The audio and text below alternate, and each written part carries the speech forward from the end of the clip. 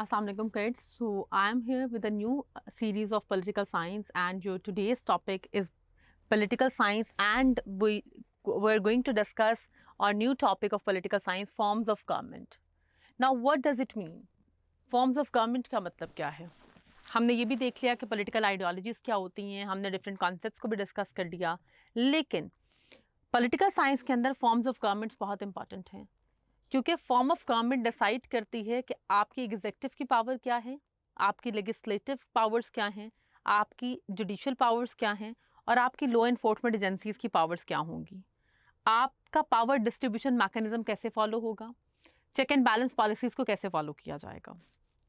इसमें आपकी हम डिस्कस करेंगे प्रेसिडेंशियल डेमोक्रेसी क्या होती है, पार्लियामेंट्री क्या होती है, फेडरेशन क्या होती है, कन्फेडरेशन वगैरह क्या होती है। क्योंकि इसको डिस्कस करना इसलिए ज़रूरी है बेटे, क्योंकि जो आपकी टाइप ऑफ गवर्नमेंट है वो आइडियोलॉजी में फॉल करती है। जो फॉर्म ऑफ गवर्नमेंट है ना, वो एक्चुअली में डिफाइन करती है और डिस्कस करती है कि आपकी स्पेसिफिक पावर्स क्या हैं, लिमिटेशंस क्या हैं, किन चीज़ों को प्रिवेंट किया गया है कि लेजिस्लेशन उसको एक्वायर नहीं कर सकता, सिर्फ एग्जीक्यूटिव करेगा। और इसी के थ्रू आप बेसिकली चार्ट आउट करते हो रिस्पॉन्सिबिलिटीज एंड ड्यूटीज को भी। फिर आपकी फॉर्म ऑफ गवर्नमेंट जो है वो बेसिकली रिफ्लेक्ट करती है आपकी सोशल आइडियोलॉजीज को भी, आपकी पॉलिटिकल आइडियोलॉजीज को भी और आपकी इकोनॉमिक आइडियोलॉजीज को भी, last but not the least आपकी कल्चरल आइडियोलॉजीज को भी। जैसे कि अगर हम किंगडम ऑफ सऊदी अरेबिया की बात करें तो वहां पर अल साउद ट्राइब जो है वो रूल कर रहे हैं। Why is that so? क्योंकि वहां पर form of government from the very beginning जो है वो मोनार्किज्म ही फॉलो हो रही है और टिल नाउ वही फॉलो हो रही है। तो बेसिकली वहां पर वो गवर्नमेंट को अलाइन कर रही है वहां पे सोशो कल्चरल स्टाटा के साथ, क्योंकि अगर आप उनकी प्रीवियस हिस्ट्रीज भी देखें तो वहां पर ट्राइबलिज्म जो है वो एग्जिस्ट कर रहा था। तो दिस इज द थिंग। इसके लिए आपकी फॉर्म ऑफ गवर्नमेंट किस तरह की है और फिर उससे पावर्स कैसे डिफाइन हो रही हैं वो बहुत जरूरी है। So let's begin. Monarchy.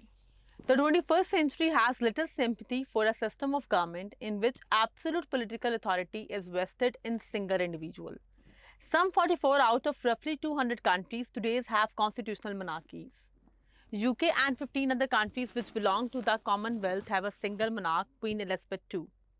In almost all the cases, except where absolute monarchy persists, the political authority of monarchy is severely limited.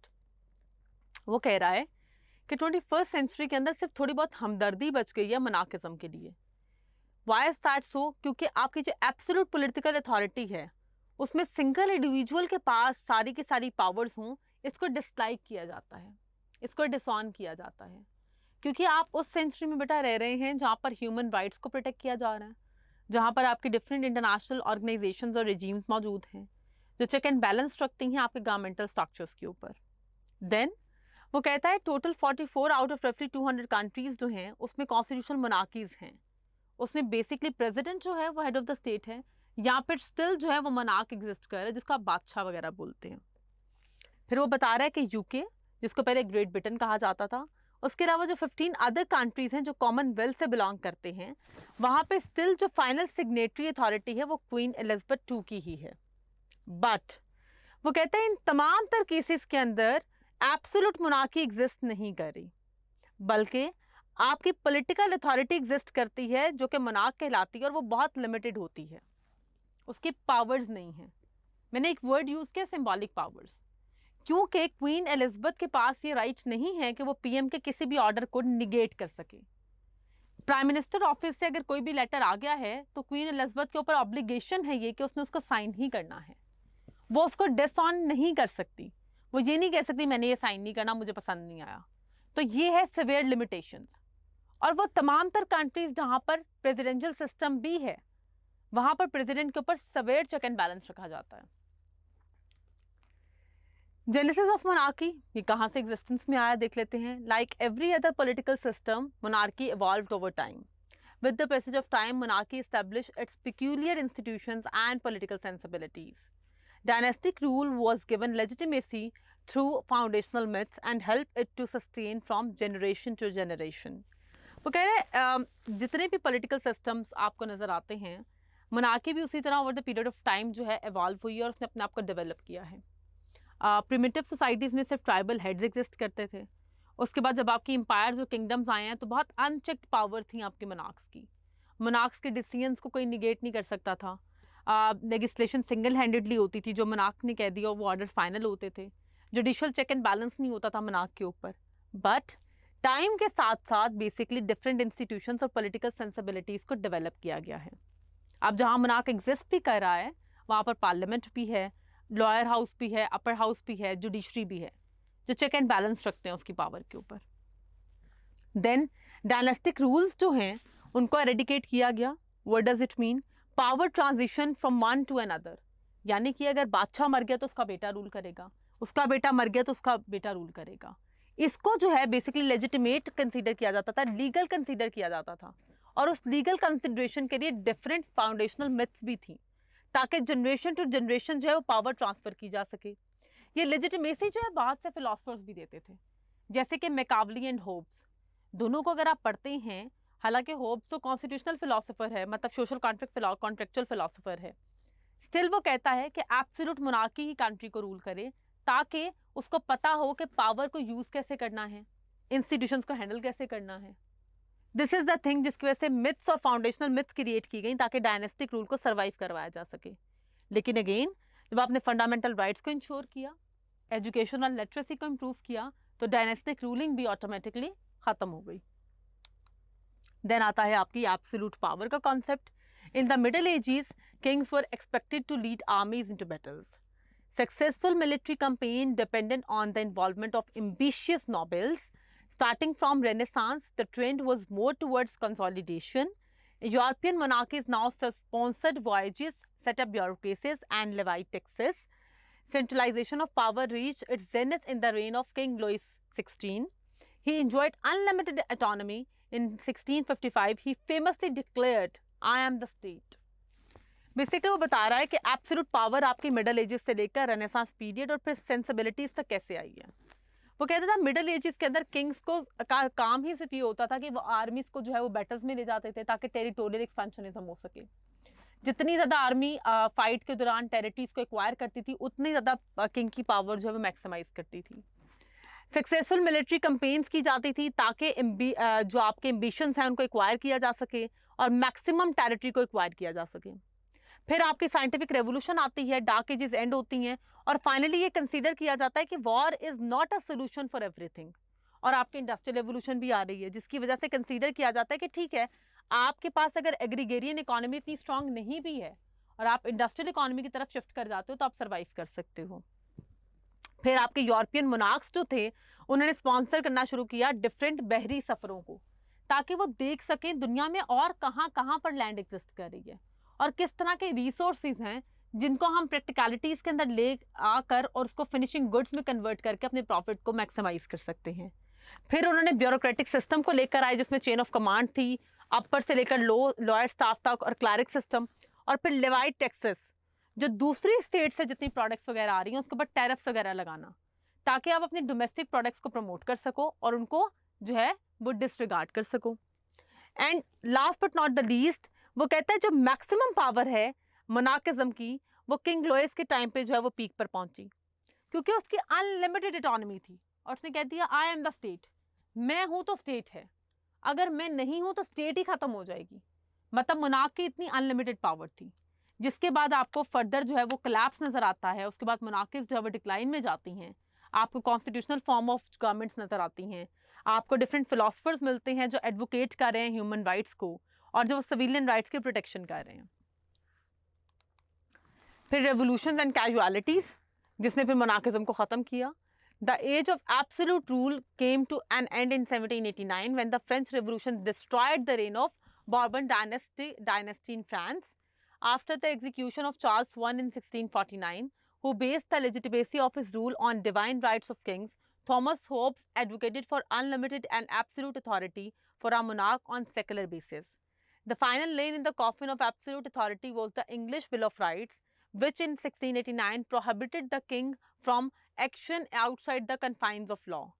The emperorship of Napoleon as nationalist based on popular consent. Revolutions and civil unrest in the 19th and 20th century toppled most of monarchical regimes in the Russia Austro Hungarian, German and Ottoman empires. वो कह रहे हैं कि Ottoman empire 1789 में and हो रहा है, जब आपकी द ग्रेटेस्ट रेवोल्यूशन आती है, जिसको हम फ्रेंच रेवोल्यूशन कहते हैं, जिसमें बहुत जेनोसाइड होता है, 10 लाख अमीर लोगों को मार दिया जाता है, स्टेटस को ख़त्म किया जाता है, और जो आपकी गरीब क्लास है वो रूलिंग में आती है। उसके बाद आपकी एग्जीक्यूशन, चार्ल्स वंस की बात इंपॉर्टेंट है, जिसने बेसिकली जो रूल करा था इस बात के ऊपर कि आई एम द गॉड, जो इस फेवर में था कि किंग्स जो है उनके डिवाइन राइट्स होने चाहिए, क्योंकि जिस तरह खुदा जो है वो जिंदगी देता है, God is the giver and taker, इस तरह किंग के ऊपर भी रिस्पॉन्सिबिलिटी है कि आपकी लाइफ की प्रोटेक्शन करे फ्रॉम फॉरेन इंटरवेंशंस। और इसके बाद थॉमस होब्स ने एडवोकेट किया, जिसका मैं भी रेफरेंस भी कोट करी थी, आपका सोशल कॉन्ट्रेक्चुअल फिलोसोफर है, कि एक अनलिमिटेड पावर्स होनी चाहिए मोनार्क्स की, और मोनार्क्स के ऊपर रिलीजन की इंप्लीमेंटेशन भी नहीं होनी चाहिए। And last but not the least, जब इंग्लिश बिल ऑफ राइट्स आया है 1689 में, तो उन्होंने बहुत ज़्यादा लिमिटाइज कर दिया किंग की पावर को, और ये कहा कि किंग के ऊपर भी लॉज जो हैं वो इम्प्लीमेंट होंगे। देन आपकी एम्पररशिप ऑफ नेपोलियन बोनापार्ट जो है, उसमें आप देखते हो कि वो बेसिकली नेशनलिज्म के बेस पे पब्लिक को रूल करता है। वो पब्लिक को रूल इसलिए करता है कि वो पॉपुलर लीडर होता है, तो वहां पर ये एज्यूम किया गया कि एक पॉपुलर मोनार्क वही होगा, और एक मोनार्क वही जो है वो लेजिटिमेसी के साथ रूल कर पाएगा जिसको सिविलियंस एक्चुअल में लाइक करते हो।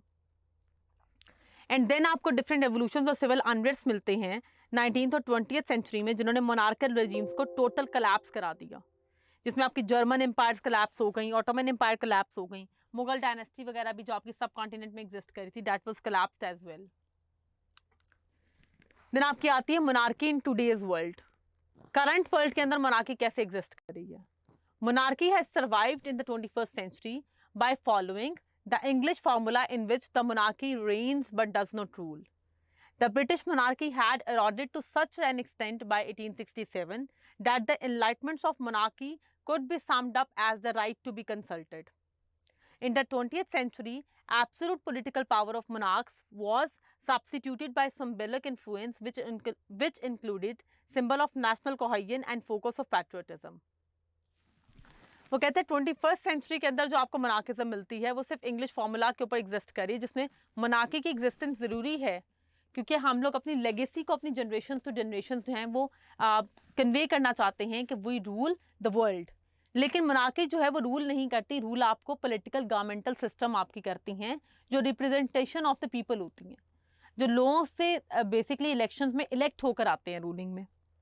ब्रिटिश मोनार्की वो कहता है 1867 तक इतनी लिमिटेड रह गई थी कि बेसिकली आप मोनार्क का कोई भी डिसीजन जो है वो इम्प्लीमेंट नहीं होता था अनटिल अनलेस उसको काउंसिल जो है वो अप्रूव नहीं कर देती थी, वही काउंसिल जो बाद में उनकी पार्लियामेंट में कन्वर्ट हुई है। उसके बाद वो कहता है कि 20th सेंचुरी के अंदर जो पॉलिटिकल पावर्स थी मोनार्क की, उनके सिर्फ सिंबॉलिक इन्फ्लुएंस रह गए थे, मतलब सिर्फ सिग्नेचर साइन करने की हद तक उनकी पावर रह गई थी। और ऐसा क्यों था? ऐसा सिर्फ इसलिए था कि नेशनल इंटीग्रेशन जो है वो कोलैप्स ना कर जाए, इसलिए था कि पैट्रियोटिज्म को प्रमोट किया जा सके, क्योंकि जितनी भी ग्रेटर एम्पायर्स थी उनकी कॉलोनीज ने उनके अगेंस्ट रिवॉल्ट शुरू कर दिया था, एक डिस्ट्रप्शन स्टार्ट हो गई थी, तो उनको ये थ्रेट था कि हमारे विद इन द कंट्री भी कोई जो डिफरेंट एथनिक रेसेस हैं वो सेपरेटिस्ट स्टेट डिमांड ना कर लें। इसीलिए मोनार्क को एज ए सिंबल और पैट्रियोटिज्म को प्रमोट करने के लिए उन्होंने प्रिवेल करवाया और सस्टेनेबल रखा। इसीलिए 21st सेंचुरी के अंदर भी ग्रेटर एम्पायर जिसको हम कहते हैं the great Britain, United kingdom, वहाँ पर अब भी मोनार्की एग्जिस्ट कर रही है, ताकि लोगों के अंदर एक लेगेसी रहे, उनको याद रहे और फ्यूचर जनरेशंस को भी पता हो कि किस तरह की लेगेसी जो है वो ग्रेट ब्रिटेन ने या ग्रेटेस्ट एम्पायर्स ने जो है वो एंजॉय की है। उसके बाद इसकी हिस्टोरिकल डेवलपमेंट देख लेते हैं बेटे।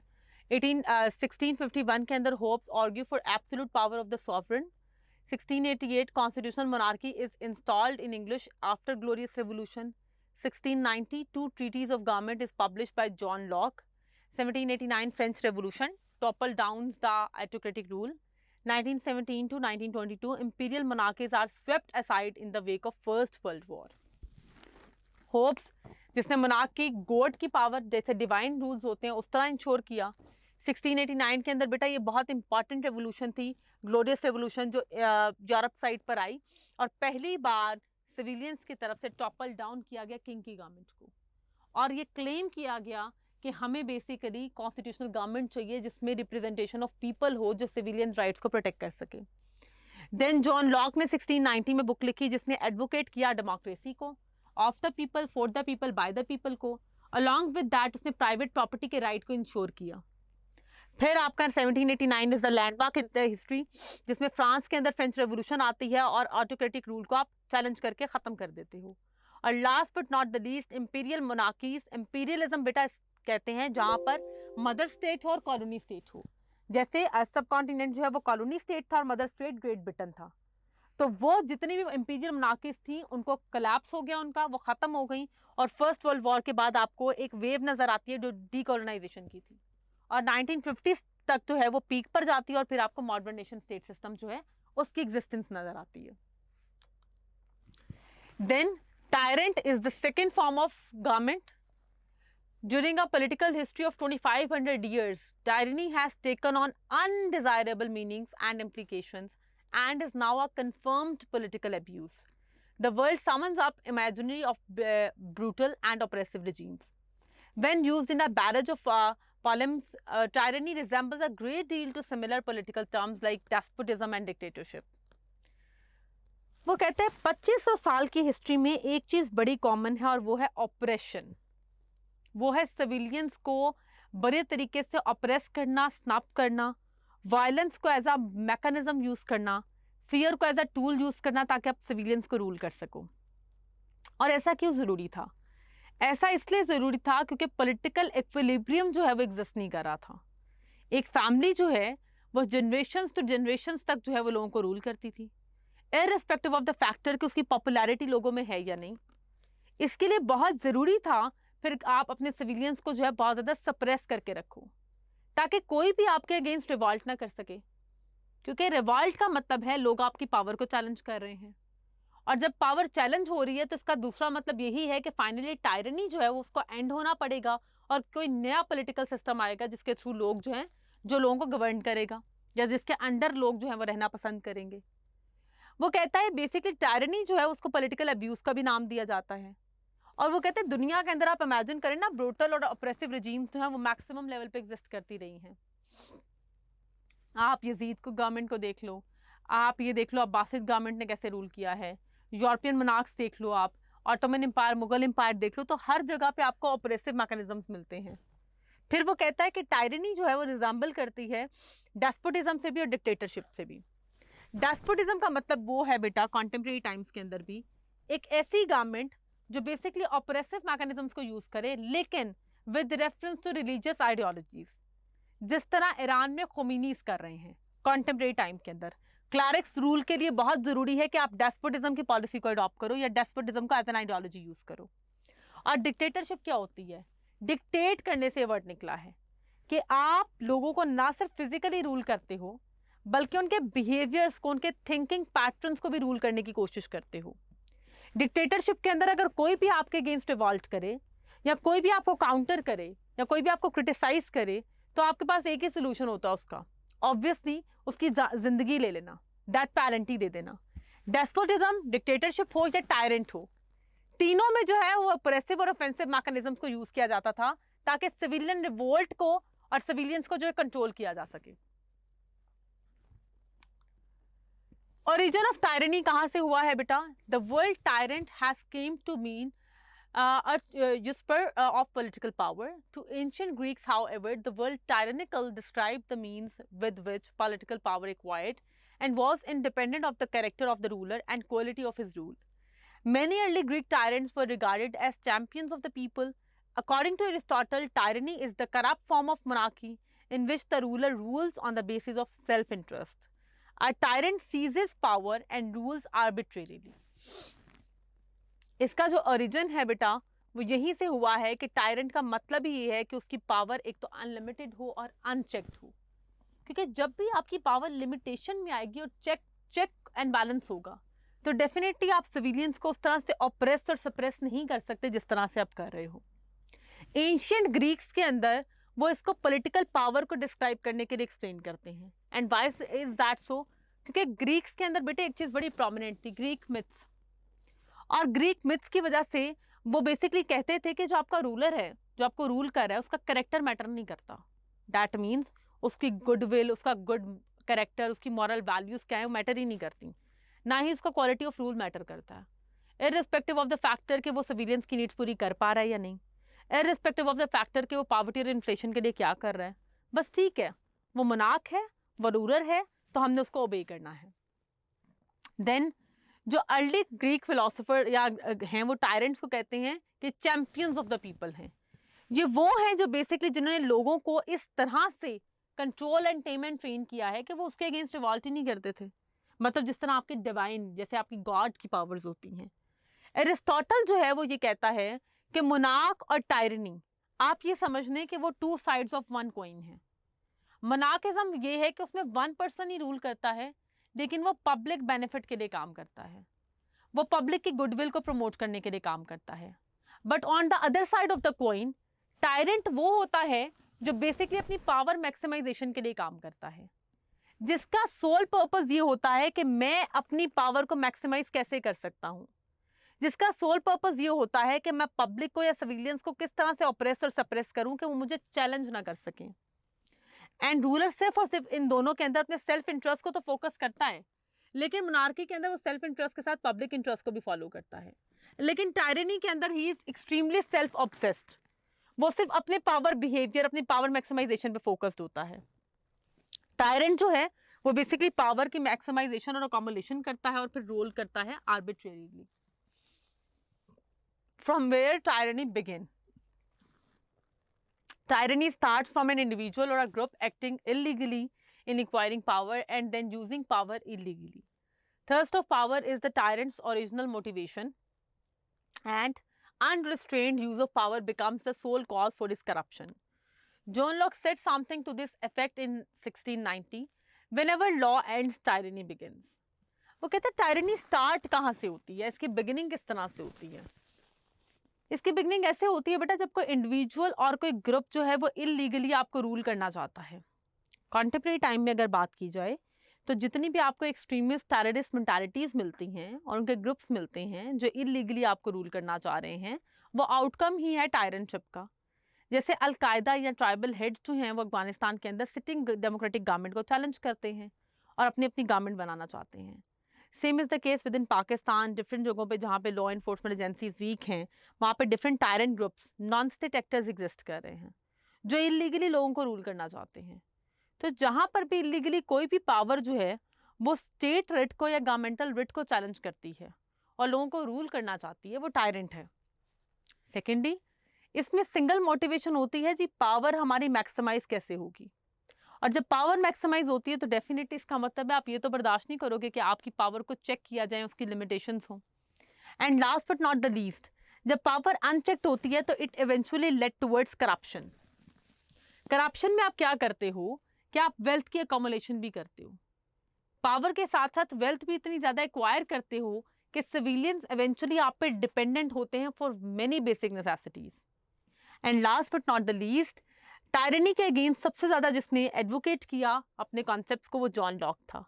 और उसने ये कहा कि जब लॉ एग्जिस्ट नहीं करता या लॉ ख़त्म हो जाता है तो टायरनी जो है वो एग्जिस्टेंस में आती है और टायरनी बिगिन हो जाती है।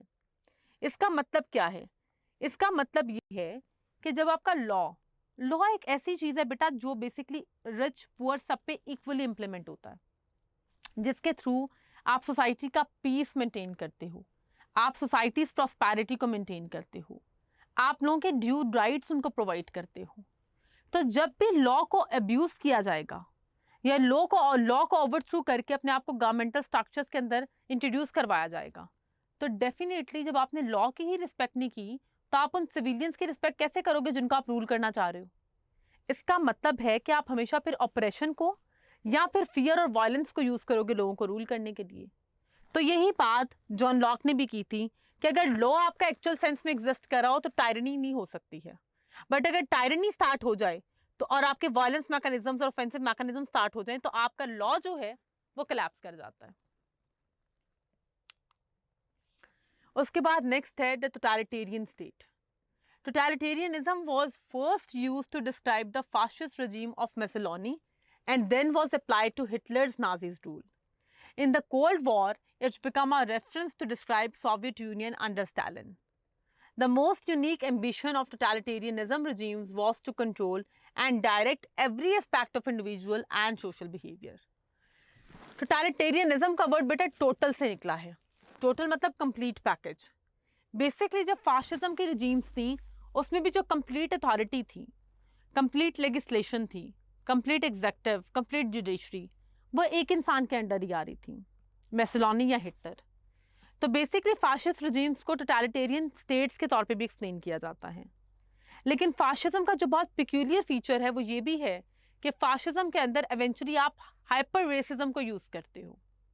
अगर रेसिज्म के पर्सपेक्टिव को एक्सक्लूड कर दिया जाए तो बाय एंड लार्ज टोटलिटेरियनिज्म के अंदर और फाशिज्म के अंदर कोई खास डिफरेंस नहीं बचता. लेकिन बेसिकली टोटलिटेरियनिज्म का जो वर्ड है वो फाशिस्ट रेजिम्स को एक्सप्लेन करने के लिए एलैबोरेट किया गया. उसके बाद सेकेंड कोल्ड वॉर, जो आपकी कोल्ड वॉर हो रही है, उसमें जो सोवियत यूनियन था, यूएसएसआर था, उसमें एक्सट्रीम सब्जुगेशन ऑफ राइट्स थी. उसमें एक्सट्रीमली लोगों को जो है वो ऑप्रेस किया जा रहा था. उसमें करप्शन जो है वो अपनी पीक पर थी. और वहां पर भी बेसिकली टोटलिटेरियनिज्म का वर्ड यूज किया गया, क्योंकि स्टालिन के जो रूलिंग थी उसमें स्टालिन और उसकी पार्टी की ही लोगों की जो है वो अथॉरिटी थी. सिविलियंस जो है वो पावरलेस थे. And last but not the least, totalitarian regimes का भी जो मेन फोकस होता है वो यही होता है कि वो कंट्रोल कर सकें every aspect of individual and social behaviour.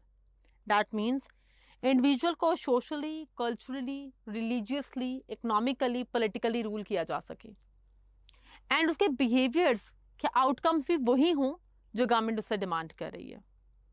Totalitarian regimes में जैसे मैं एक्सप्लेन कर रही हूँ, लॉ मेकर भी एक बंदा होता है, जुडिशियल हेड भी एक बंदा होता है, पॉलिटिकल पावर्स को एक्सरसाइज भी एक बंदा करता है, किसको किस पोस्ट पे लगाना है वो भी वन मैन रूलिंग में वही डिसाइड कर रहा होता है. वॉरिज्म की आइडियोलॉजीज क्या होंगी, मिलिट्री पॉलिसीज क्या होंगी, सब का सब जो है वो एक ही इंसान के हाथ में होता है एंड उसकी मैक्सिमम पावर होती है. इसकी हिस्टोरिकल डेवलपमेंट देख लें. 7th century before Christ, the word tyrant is firstly used by Archelaus. 7th-6th century BC, age of tyrant in Greece. Mid 4th century BC, definitive account of tyrant is given by Aristotle. 1775 to 1783, American Revolution fights against British tyranny. 1929 to 1953, Joseph Stalin rules, effective dictator of USSR. Basically उसने बताया है कि 7th century से लेकर 1950s तक किस तरह से over the period of time जो है वो डेवलपमेंट हुई है टोटलिटेरियन रिजीम्स की. सबसे पहले जो एज ऑफ टायरेंट स्टार्ट हुआ जिसमें वायलेंट और एग्रेसिव मैकेनिज्म्स को यूज़ किया गया वो ग्रीस में हुआ था. टायरनी के ऊपर सबसे पहले जो क्रिटिक की थी और उसके डेफिनेटली उसके जो फीचर्स थे उसको एक्सप्लेन किया था एरिस्टोटल ने किया था. टायरेंट रिजीम्स के अगेंस्ट पहली बार जो प्रैक्टिकली रिवॉल्ट किया गया है या प्रैक्टिकली उनकी पावर को ओवरथ्रो करने की कोशिश की गई है वो अमेरिकन रेवोल्यूशंस में की गई थी, जब उन्होंने ब्रिटिश टायरनी के अगेंस्ट जो है वो रिवॉल्ट किया था. And last but not the least, 1929 के बाद जब फर्स्ट वर्ल्ड वॉर आपकी एंड हो चुकी है और सेकेंड वर्ल्ड वॉर का टाइम पीरियड भी चल रहा है, साथ ही साथ आपका कोल्ड वॉर एरा की बिगिनिंग भी हो रही है. तो उसके दौरान जोसेफ स्टालिन एक ऐसा बंदा था जिसने बेसिकली टोटलिटेरियन रिजीम्स के जितने भी मैकेनिज्म्स हैं उनको अपनी रूलिंग के लिए और अपनी पावर को मैक्सिमाइज करने के लिए यूटिलाइज किया था, जिसमें उसने लेजिस्लेशन और पॉलिसी मेकिंग भी अपने हाथ में ले ली, इंपॉर्टेंट पोजीशंस वगैरह भी एक्वायर कर ली थी. देन आपका आता है democracy. Democracy has been regarded as the ideal system of government over the last centuries. Democracy has been regarded as a legitimate system which provides a political and social structure within which people can live happily. Today, the spread of democracy across the globe has been spectacular. Democracy had to confront severe opposition in order to enjoy a high repute today. Democracy obviously बेटा ये basically एक Latin word से निकला है, demos and kratos. उसका मतलब ये होता है कि rule and power belongs to people. Democracy एक आइडियल स्टेट है एंड आइडियल स्टेट से या आइडियल सिस्टम क्यों कहा जाता है, क्योंकि डेमोक्रेसी का जो मेजर स्लोगन है वो है ही ये, of the people, for the people, by the people. Democracy जो है वो प्रमोट करती है कॉमन मैन को. डेमोक्रेसी जो है वो इंश्योर करती है कि आपका जो ले मैन है उसकी रूलिंग हो. डेमोक्रेसी ये इंश्योर करती है कि सोसाइटी में अगर आप को एग्जिस्ट कर रहे हैं, कोलैबोरेट कर रहे हैं, तो कोई भी इंसान दूसरे के राइट्स को स्नब ना करे, कोई भी इंसान दूसरे को ओवररूल करने की कोशिश ना करे। डेमोक्रेसी की वजह से ही आप बहुत से फंडामेंटल राइट्स को 21st सेंचुरी में एंजॉय कर रहे हैं। इसके अलावा बेटा डेमोक्रेसी जो है वो एक लेजिटिमेट सिस्टम है। लेजिटिमेट मींस लीगल सिस्टम है। Why is that so? क्योंकि ये लीगल सिस्टम इस तरह से है कि इसमें पॉलिटिकल, सोशल स्ट्रक्चर्स और इकोनॉमिक अथॉरिटीज़ के बारे में भी लॉस को डिफाइन किया जाता है। डेमोक्रेसी में बताया जाता है कि बेसिकली पॉलिटिशियंस जो हैं वो पब्लिक को रिप्रेजेंट कर रहे होंगे और पब्लिक उनको सिलेक्ट भी कर सकती है और पब्लिक रिजेक्ट भी कर सकती है। डेमोक्रेसी में ये भी एक्सप्लेन किया जाता है कि पॉलिटिकली आपकी पावर्स क्या हैं और पॉलिटिशियंस को चेक एंड बैलेंस कैसे किया जा सकता है, उनकी अकाउंटेबिलिटी किस तरह से होगी और किस तरह से वो डायरेक्टली अकाउंटेबल हैं बाय द पब्लिक ऑल्सो। उसके साथ ही साथ सोशल स्ट्रक्चर डिफाइन किया गया है डेमोक्रेसी के अंदर, जिसके अंदर लोग जो हैं वो कोएग्जिस्ट करके हैप्पीली रह सकते हैं। जैसे इंटरफेथ और इंट्राफेथ हार्मनी को प्रमोट किया गया है, जैसे कि political rights, right to vote वगैरह लोगों को दिए गए हैं, जैसे कि उनके इंडिविजुअल राइट्स, उनके प्राइवेट राइट्स को जो है वो प्रोटेक्ट किया गया है, इवन उनके कल्चरल राइट्स को भी प्रोटेक्ट किया गया है। डेमोक्रेसी जो है वो बेसिकली एक ऐसे पॉलिटिकल सिस्टम के तौर पे एग्जिस्ट कर रही है जिसे ग्लोबली जो है पूरी वर्ल्ड में इम्प्लीमेंट करने की कोशिश की जा रही है। जैसे बेसिकली वेस्ट में और अमेरिका में तो ये ऑलरेडी एग्जिस्ट कर रही है, लेकिन अगर आपको मैं मिडल ईस्टर्न कंट्रीज की एग्जांपल कोट करूं तो आपको आइडिया होगा कि मिडल ईस्ट के अंदर जो अरब स्प्रिंग के नाम से रेवोल्यूशन स्टार्ट हुई बैक इन 2009, वो बेसिकली 3 प्रिंसिपल्स के ऊपर ही थी कि डेमोक्रेसी को स्ट्रेंथन कैसे किया जाए, लिबरल वैल्यूज को कैसे प्रमोट किया जाए और सिविलियन राइट्स को इंश्योर किस तरह से किया जाएगा। और अगर मैं बताऊं तो 2020 तक वहां पे डिफरेंट कंट्रीज में सिविल वॉर चल रही है, क्योंकि वो ऑटोक्रेटिक रिजीम्स के अगेंस्ट रिवॉल्ट था लोगों का, मिडिल ईस्ट के लोगों का। इसके अलावा डेमोक्रेसी एक वो फॉर्म ऑफ गवर्नमेंट है बेटा जिसमें एट एवरी मोमेंट आपको ऑपोजिशन की क्रिटिक को टॉलरेट करना होता है, और आप ऑपोजिशन की क्रिटिक को ना सिर्फ टॉलरेट करते हैं बल्कि उसको पैसिफाई करने की भी कोशिश करते हैं। अपनी बेस्ट वर्किंग के थ्रू आप ये प्रूव करते हैं कि ऑपोजिशन के जो क्लेम्स हैं वो नल एंड वॉइड हैं, या ऑपोजिशन जो क्लेम कर रही है वो गलत कर रही है। डेमोक्रेसी या डेमोक्रेटिक लीडर्स के लिए बहुत ज़रूरी है रूल करने के लिए कि वो बेसिकली ये इंश्योर करें इस बात को कि जो ऑपोजिशन कह रही है वो गलत कह रही है। जिस तरह पाकिस्तान के अंदर अगर मैं बात करूं तो जब सबसे पहले पाकिस्तान पीपल्स पार्टी की रूलिंग आती है तो जरदारी के ऊपर एक एक्सेसिव और एक्सट्रीम क्रिटिसिज्म था पीएमएलएन का। Obviously he was corrupt also, that is why 2013 के अंदर लोगों ने उसको सिलेक्ट नहीं किया। 2013 के अंदर जब पीएमएलएन रूलिंग में आती है तो पीटीआई की एक्सेसिव और एक्सट्रीम क्रिटिक उनको टॉलरेट करनी पड़ती है, और definitely they were also corrupt. तो 2018 के इलेक्शंस में लोगों ने उनको भी निगेट कर दिया। एंड लेट्स सी क्या पीटीआई की जो है वो वर्किंग किस तरह से होगी, लोग उसको पसंद करते हैं या नहीं करते। तो दिस इज द थिंग। अगर मैं अमेरिका की भी बात करूं जो एक बहुत डेवलप कंट्री है, तो अमेरिका के अंदर भी डेमोक्रेट्स वर्सेस रिपब्लिकन्स हैं। करंटली अगर ट्रंप रूल कर रहा है तो वो डेमोक्रेट से नहीं है, वो रिपब्लिकन पार्टी का बंदा है। इसीलिए डेमोक्रेट्स जो है वो बहुत ज़्यादा क्रिटिसिज्म करते हैं और ओपन क्रिटिसिज्म होता है। ट्रंप तभी जो है वो सक्सेसफुल होगा और पॉपुलर मेजोरिटी को विन करेगा, और पॉपुलर जो है उसकी बहुत ज़्यादा पॉपुलैरिटी होगी जब वो ऑपोजिशन के स्टैंड को गलत साबित करेगा, जब वो अपनी वर्किंग से बताएगा कि as a politician I am very successful, जब वो लोगों को ये प्रूव कर देगा कि मेरी वर्किंग जो है वो बेस्ट है as a president. The view of Greeks on democracy. Athens is usually regarded as being the cradle of democracy. The system of government development in 5th century BC by Athenians has been regarded as the purest form of direct democracy ever realized. The first step in this direction was taken by the popular leader Calstenian in 507 BC.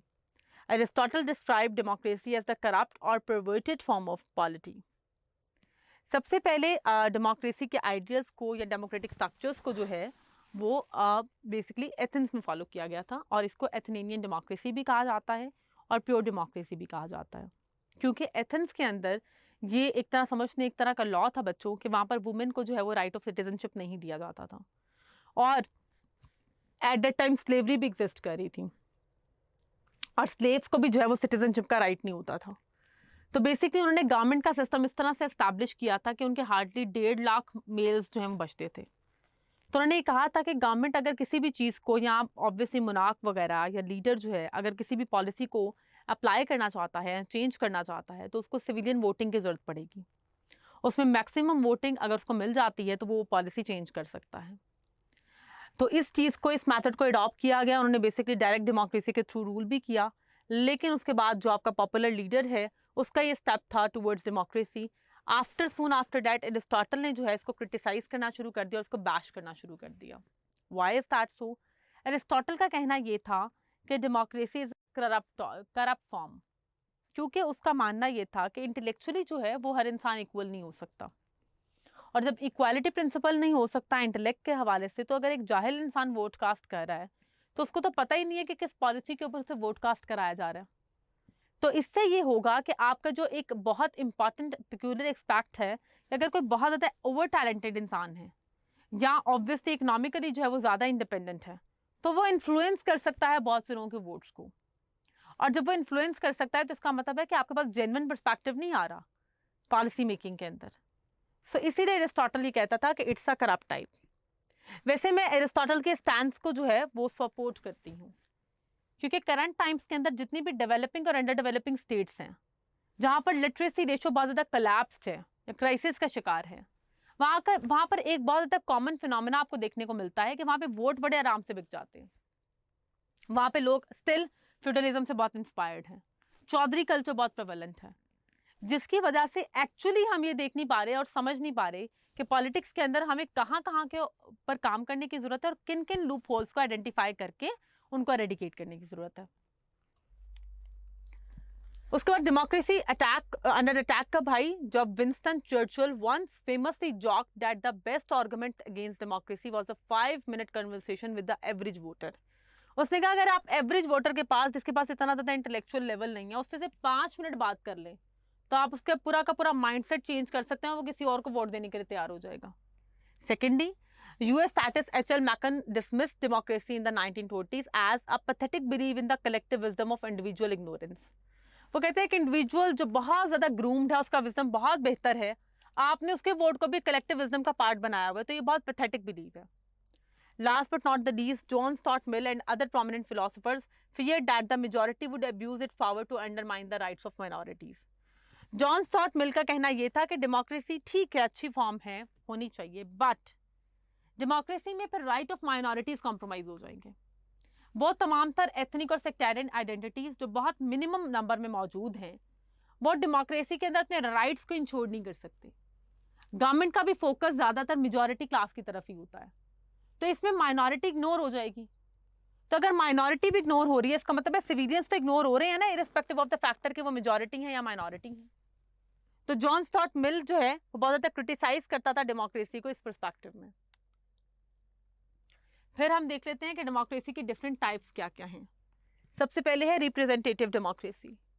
It would take decades to bring forth the fruit of this debate in the version of democracy that was both constitutionally based and representative. वो कहता है कि बहुत अरसा लगा representative democracy जैसी type को existence में लाने के लिए, जिसमें आपने ये देखा कि ये लीगली रिकग्नाइज गवर्नमेंट ना हो सिर्फ, बल्कि रिप्रेजेंटेशन एलिमेंट भी हो। दैट मीन्स गवर्नमेंट और ऑपोजिशन मिलकर रूल करें, ताकि गवर्नमेंट और ऑपोजिशन एक दूसरे के ऊपर चेक एंड बैलेंस रख सकें। और दूसरी बात यह है कि अगर ऑपोजिशन को 49% वोट मिले हैं, तो इसका मतलब है 49% पब्लिक उनको लाइक कर रही है। तो ये तो बहुत अनजस्ट बात होगी कि अगर आप उनको आउट ऑफ गवर्नमेंट बिठाए रखें।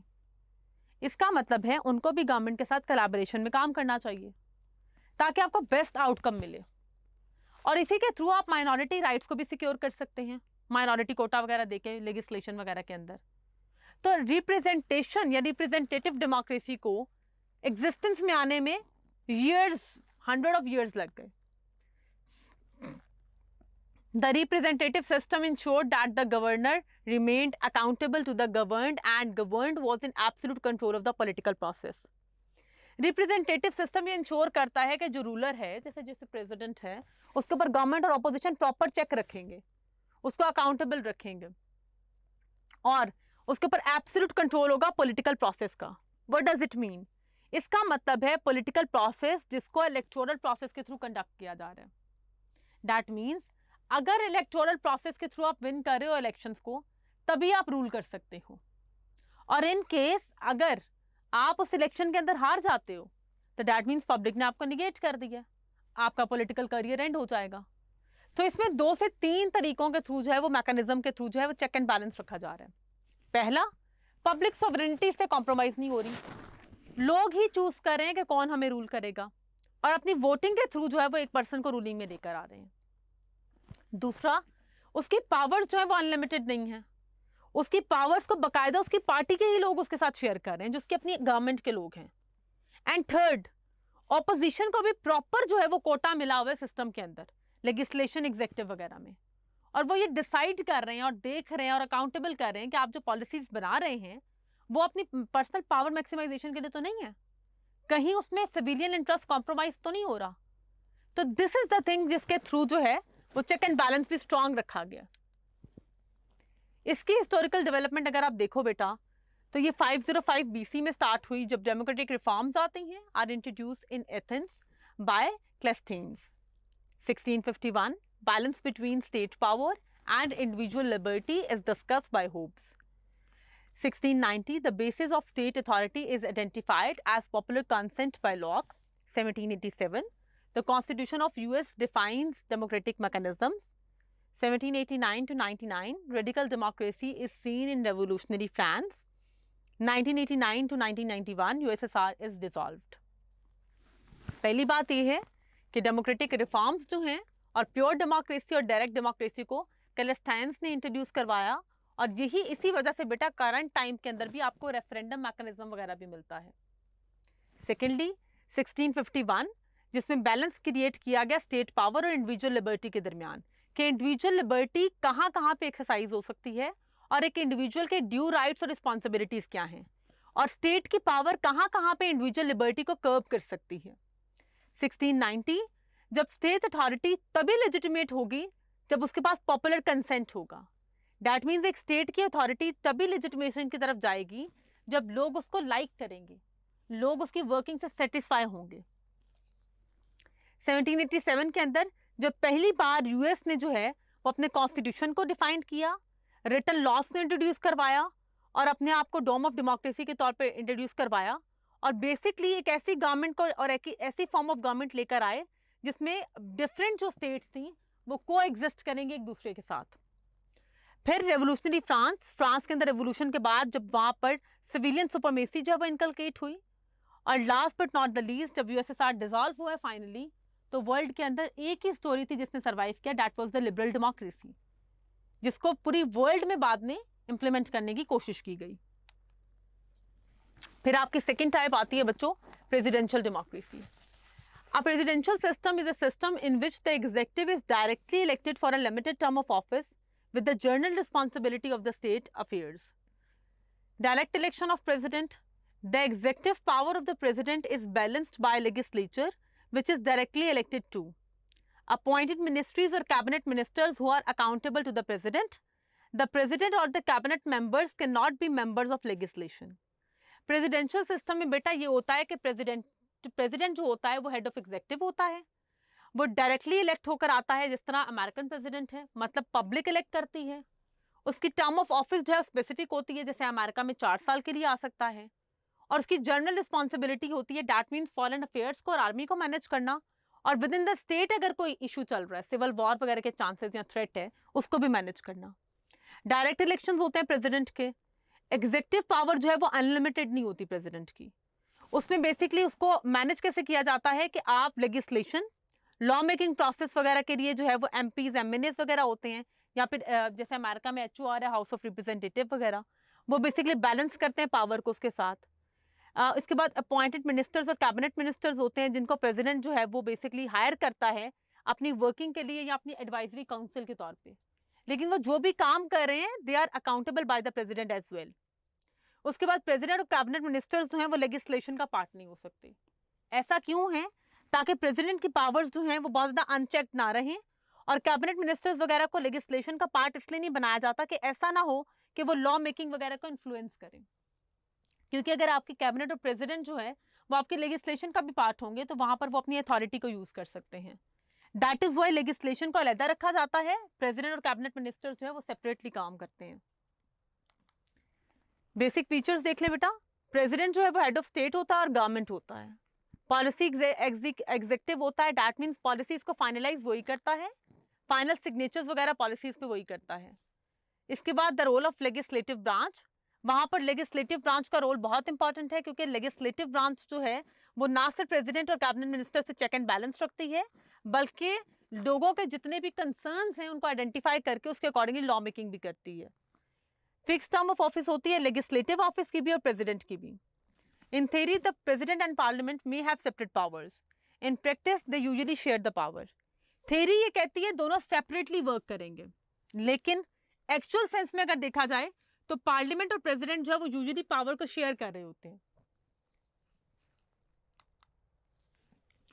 Presidential system retrospect, since the presidents are dependent on their legislatures, means that if the Congress and the president are of different political mindset, then they fight each other and get little down in turn. In such a situation, the president, the house, the senate seemingly participate in three-legged race in which it is difficult to move along unless they move together. The situation will become worse if the president is weak and the party is poorly coordinated. President जो है वो dependent होता है legislation वगैरह के लिए कांग्रेस के ऊपर, ठीक है। और इसमें अनफॉर्चुनेट सिचुएशन ये है कि अगर कांग्रेस और प्रेसिडेंट जो है वो डिफरेंट पॉलिटिकल आइडियोलॉजीज को फॉलो करते हैं, इस तरह की सिचुएशन में प्रेसिडेंट, सेनेट और एचओआर, हाउस ऑफ रिप्रेजेंटेटिव के दरमियान जो है एक तरह की वॉर शुरू हो जाती है। और ये तभी पॉसिबल है, इस वॉर को एरेडिकेट तभी किया जा सकता है जब ये सारे मिलकर जो है वो मूव करें, एक सिचुएशन के ऊपर, एक पॉइंट के ऊपर जो है वो कंसेंसस शो करें। ये सिचुएशन वर्स हो सकती है अगर प्रेसिडेंट वीक हो और पार्टी जो है वो पोअरली कोऑर्डिनेट करे एक दूसरे के साथ। डीमेरिट्स क्या हैं? In presidential system there is a chance that there might be a stalemate in the system. This sometimes happen when the power is so evenly balanced and neither the legislature nor the executive can carry out a majority decision. Presidential system का जो सबसे बुरा outcome है बेटा ये है कि वो मोनार्किज्म में कन्वर्ट हो सकता है, वो अपनी पावर को बहुत ज़्यादा अनचेक कर सकता है। और वो कैसे कर सकता है? जब आपका लेजिस्लेशन और एग्जीक्यूटिव बहुत वीक होता है।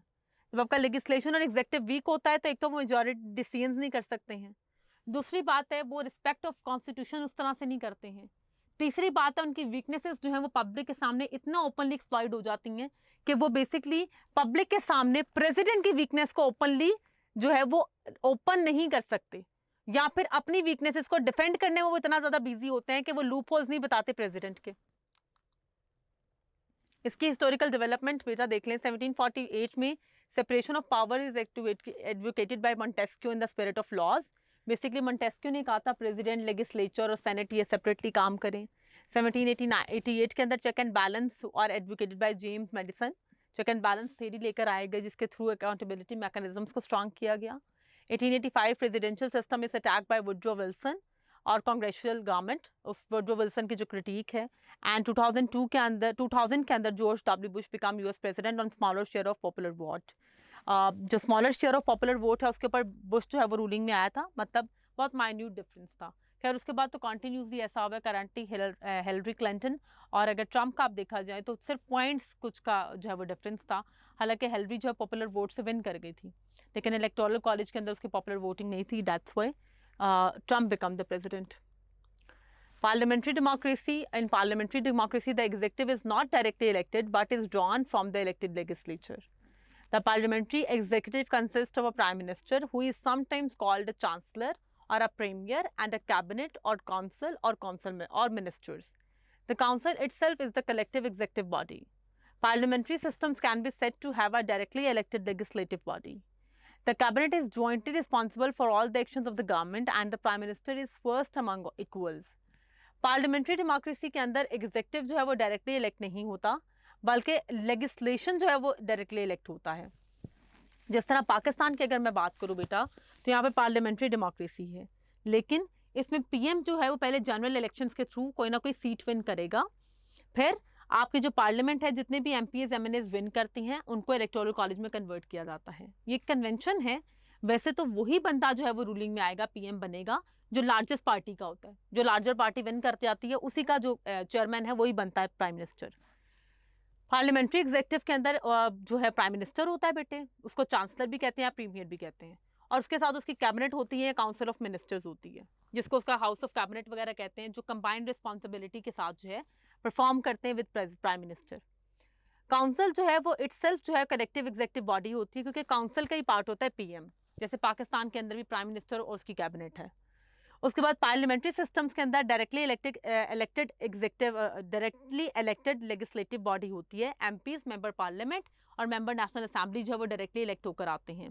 डिफरेंट कॉन्स्टिट्यूएंसीज के अंदर डिफरेंट लोग जो हैं वो खड़े होते हैं, इलेक्शन को कंटेस्ट करते हैं, उनको पब्लिक सिलेक्ट या रिजेक्ट करती है। उसके बाद ये देखा जाता है कि इस पार्टी के लोग सबसे ज़्यादा विन किए हैं, फिर मोस्टली उसी पार्टी का जो चेयरमैन है वो पीएम बनता है और वो फिर अपनी मर्जी के कैबिनेट्स को हायर करता है। Cabinet is jointly responsible for all the actions of the government and the Prime Minister is first among equals. Basically जितने भी उनके जॉइंट रिस्पॉन्सिबिलिटी होती है वो ये होती है कि गवर्नमेंट जितने भी एक्शन ले रही है उसमें कैबिनेट जो है वो इक्वली जो है वो रिस्पॉन्सिबल भी होती है और साथ ही साथ जवाबदेह भी होती है। दैट मीन्स प्राइम मिनिस्टर जो है उससे सबसे पहले अकाउंटेबल रखा जाएगा और उसके बाद कैबिनेट को। लेकिन एक और ट्विस्ट है इसके अंदर, आप एक बात याद रखिएगा, एक टर्म यूज होती है rise together fall together, UK में स्पेशली जहाँ से पार्लियामेंट्री सिस्टम इवॉल्व हुआ है। अगर आपका कोई भी कैबिनेट मिनिस्टर करप्ट है और प्राइम मिनिस्टर जो है उसके ऊपर जो है वो अकाउंटेबिलिटी खुल गई है, उससे कहा गया कि आप इस कैबिनेट मिनिस्टर को जो है डिफेंड करें या बताएं कि ये करप्शन में क्यों इन्वॉल्व था, और प्राइम मिनिस्टर जो है वो कोई भी सेटिस्फैक्ट्री आंसर नहीं दे पाता, तो पूरी कैबिनेट भी रिजाइन करेगी और प्राइम मिनिस्टर भी रिजाइन करेगा, क्योंकि वहां पर एक टर्म यूज होती है राइज टुगेदर फॉल टुगेदर, क्योंकि वो कहते हैं कि पीएम ने अपनी कैबिनेट को खुद हायर किया था, तो अगर कैबिनेट करप्ट है तो इसका मतलब है प्राइम मिनिस्टर भी करप्ट है। इसके बेसिक फीचर्स में देखें, prime minister the leader of the party और coalition of parties with most support in parliament. Cabinet, the PM forms the cabinet from members of parliament. Dependence of government on particular parliament. The government is dependent on the support of parliament, which may remove the government with a vote of no confidence. Prime minister जो है बेटा वो mostly आपकी वही majority party जो win की है उसका लीडर होता है, या फिर अगर इन केस किसी पार्टी के वोट्स हैं वो 48% हैं तो वो जो स्मॉलर पार्टीज हैं जिन्होंने एक एक दो दो सीट्स विन की होती हैं उनको अपने साथ मिलाकर कोalition गवर्नमेंट बना लेती है। कैबिनेट में पीएम होता है और मेंबर्स ऑफ पार्लियामेंट होते हैं उसी की पार्टी के जिनको प्राइम मिनिस्टर कैबिनेट मिनिस्टर्स के तौर पे हायर करता है। डिपेंडेंस ऑफ गवर्नमेंट जो है वो पार्लियामेंट पे होती है। गवर्नमेंट जो है उसको स्पेसिफिक सपोर्ट चाहिए किसी भी लॉ को पास करने के लिए, जैसे पाकिस्तान के अंदर भी आप सिंपल मेजोरिटी के थ्रू ही अमेंडमेंट कर सकते हो, लेजिस्लेशन की जब तक सपोर्ट नहीं होगी आप लॉ मेकिंग नहीं कर सकते। एंड दूसरी बात यह है कि गवर्नमेंट जो है वो रिमूव कर सकती है पीएम को, उसकी कैबिनेट को, with vote of no confidence. Parliamentary system in retrospect, the executive and parliament systems has a collective responsibility and therefore it must stick together because public disagreement within the council on a major political matter will result in its deformation. Presidential democracy are modeled on the British system and are found in the British Commonwealth and Western Europe. जो parliamentary systems हैं उसमें collective responsibility का मैं आपको already बता चुकी हूँ। इसमें कलेक्टिव रिस्पॉन्सिबिलिटी में सबसे बड़ी प्रॉब्लम ये होती है कि अगर किसी भी पॉलिटिकल मैटर के ऊपर डिसएग्रीमेंट आ गया है तो पूरी की पूरी कैबिनेट आपकी कोलैप्स कर सकती है। इसके अलावा क्योंकि मेजॉरिटी पार्टी रूलिंग का कॉन्सेप्ट है, अगर आपका किसी पॉलिटिकल मैटर के ऊपर बहुत बड़ा कंसर्न आ गया या आप कोलैप्स कर गए हो तो इवन आपकी पॉलिटिकल पार्टी भी डीके का शिकार हो सकती है। जिस तरह बेटा ये MQM थी कराची के अंदर, अब वो डिफरेंट MQM की जो है वो ऑफशूट्स बनी हुई हैं, तो इसी तरह पार्लियामेंट्री डेमोक्रेसीज के अंदर अगर एक बिगर पार्टी टूटती है तो फिर इसको बहुत ज़्यादा टुकड़े हो जाते हैं और इसकी वजह से पब्लिक पॉपुलैरिटी वो ख़त्म हो जाती है और वो लूज कर बैठते हैं। पार्लियामेंट्री डेमोक्रेसीज जहाँ से इवॉल्व हुई हैं वो बेसिकली ब्रिटेन सिस्टम से हुई हैं, ब्रिटिश से हुई हैं, और इनको फॉलो कहाँ किया जा रहा है, ब्रिटिश कॉमनवेल्थ वगैरह में और वेस्टर्न यूरोप के अंदर, क्योंकि प्रेसिडेंशियल सिस्टम्स का जो हेड है वो यूएस है। लेकिन पार्लियामेंट्री डेमोक्रेसीज को अगर देखा जाए तो वो ब्रिटेन से जो है वो इवॉल्व होकर आई हैं, क्योंकि ग्रेट ब्रिटेन के अंदर 1200 से इनकी एवोल्यूशन स्टार्ट हुई थी पार्लियामेंट की और वो 2000 तक गई है। हिस्टोरिकल डेवलपमेंट में इसकी 1688 है। Principle of parliamentary sovereignty is established bye glorious revolution. 1788 principle of separation of power is introduced by US constitution. 1911 and 1949 powers of House of Lords are radically decreased by Parliament laws. 1958 life peerages are conferred for life on the great and good. 1999-92 hereditary peers are removed from Lords by the House of Lords Act. सबसे पहले glorious revolution आई जिसमें king की government को topple down किया गया और ensure किया गया कि पार्लियामेंट्री सॉवरेनिटी हो, रिप्रेजेंटेशन ऑफ द पीपल हो। सेपरेशन ऑफ पावर को इंट्रोड्यूस किया गया, उसके अकॉर्डिंगली पार्लियामेंट्री प्रिंसिपल्स चेंज हुए। Legislation, executive, judiciary and cabinet ministers वगैरह, काउंसिल ऑफ मिनिस्टर्स जो है वो फॉर्म हुई। हाउस ऑफ लॉर्ड्स की पावर जो है उनको डिक्रीज किया गया। हाउस ऑफ लॉर्ड्स के फर्दर जो एक्ट्स आए हैं जिन्होंने उनकी पावर को डिक्रीज किया है, और हाउस ऑफ कॉमन्स की पावर को इन्हांस किया है। ये तीनों की तीनों चीज़ें बेटा मैं आपको यूके कॉन्स्टिट्यूशन में पढ़ा चुकी हूँ। यूके का कॉन्स्टिट्यूशन आप जब पढ़ोगे तो उसमें ये डिटेल एक्सप्लेनेशन है इन एक्ट्स की। देन आप कंपैरिजन देख लें। मेजर कंपैरिजन जो है, executive is directly elected, executive comes from a directly elected legislature. The president alone has the executive power. Executive power is shared by the cabinet. Presidency alone has the general responsibilities for the affairs of state. Principle of collective responsibility. President and legislature are elected separately. PM office is separate from the head of the state. मतलब president के office से separate होगा. Executive and legislature cannot remove each other except in extraordinary circumstances. The president is elected and accountable directly to the people. Examples क्या हैं? US से Latin American states. Parliamentary में PM और cabinet can dissolve the parliament and PM and cabinet also be removed by vote of no confidence. PM and cabinet are accountable to the parliament. Stable democracies are usually parliamentary systems. उसकी examples में Australia, UK, India और पाकिस्तान जो हैं वो शामिल हैं। Semi presidential system में बेटा president and PM share executive power. इसमें प्रेसिडेंट और पीएम शेयर करते हैं एग्जेक्टिव पावर को। कैबिनेट को अपॉइंट करता है प्राइम मिनिस्टर को अपॉइंट करता है प्रेसिडेंट। इमरजेंसी पावर्स, वॉर वगैरह के जो डिसीजन है वो प्रेसिडेंट के पास होते हैं। कैबिनेट और प्राइम मिनिस्टर जो है वो स्पेशल रिस्पॉन्सिबिलिटीज परफॉर्म करते हैं डे टू डे अफेयर्स, मतलब सिविल वॉर का threat, law enforcement agencies, education, health system. President जो है वो इलेक्टेड होता है और उसको पीपल जो है जिन्होंने उसको इलेक्ट किया होता है वो उसको अकाउंटेबल भी कर सकते हैं। पीएम जो है वो अकाउंटेबल होता है टू द प्रेसिडेंट और द पार्लियामेंट। एग्जाम्पल्स इसमें है France, Finland and many x communist countries. इसमें मेरिट्स एंड डीमेरिट्स देख लें बेटा। आइडियल मॉडल जो है वो बेटा प्रेसिडेंशियल सिस्टम है जो कि यूएस में एग्जिस्ट कर रहा है, लेकिन मेजॉरिटी डेमोक्रेसीज में पार्लियामेंट्री है। एग्जेक्टिव और लेजिस्लेचर इसमें सेपरेट हैं, इसमें फ्यूज्ड हैं। एग्जेक्टिव और लेजिस्लेचर मिक्सचर है। प्रेसिडेंट डायरेक्टली इलेक्ट हो रहा है, इसमें अकाउंटेबिलिटी फ्लो करती है फ्रॉम वोटर्स टू पार्लियामेंट। अगर वोटर ने किसी को इलेक्ट किया तभी वो पार्लियामेंट में आएगा। प्रेसिडेंट डायरेक्टली अकाउंटेबल है, इसमें जो है प्रेसिडेंट जो है वो डायरेक्टली अकाउंटेबल है, यहाँ पर पीएम को इलेक्ट कर रही है parliament. Then tensions between the executive and legislature can end up into a deadlock. Ineffective president have sometimes tried to make their office stronger through extra constitutional means. Very few presidential systems have survived long. US का लेकिन कर रहा है। फिर demerits, a large legislature majority coupled with strong leader may lead to prime ministerial dictatorship. इसमें भी PM dictatorship हो सकती है। Without a legislative majority, a parliamentary system can be weak and unstable. अगर आपकी popular majority के साथ आपने win नहीं किया तो डेफिनेटली आप कोई डिसीजंस भी स्ट्रांगली नहीं ले सकते। एंड मेरिट्स क्या है सेमी प्रेसिडेंशियल सिस्टम के? It has the best feature of presidential and parliamentary, दोनों का फ्यूजन है। प्रेसिडेंट एक्ट करता है एम्बॉडीमेंट ऑफ नेचुरल स्ट्रेंथ और पीएम जो है वो लुक आफ्टर करता है डेली बेसिस के अफेयर को। डीमेरिट्स क्या है? Power struggle between the PM and cabinet. Power struggle हो सकती है प्राइम मिनिस्टर और उसकी कैबिनेट में, और पीएम और प्रेसिडेंट में भी हो सकती है। और accountability, the chain of accountability between the president and PM can get confusing. Chain of accountability का मतलब है कि प्रेसिडेंट कहाँ पे अकाउंटेबल है किन अफेयर्स के लिए और कहाँ पर पीएम जो है प्राइम मिनिस्टर अकाउंटेबल है, ये कंफ्यूज कर सकता है लोगों को। तो ये डीमेरिट्स हैं। सो बेसिकली मोनार्किज्म से लेकर टायरनी से लेकर representative democracy, parliamentary and presidential democracies में क्या क्या के किस तरह के फीचर्स हैं, किस तरह से वो एग्जिस्ट करते हैं, पावर्स क्या हैं और लिमिटेशंस क्या हैं। So this was your today's lecture. Good luck.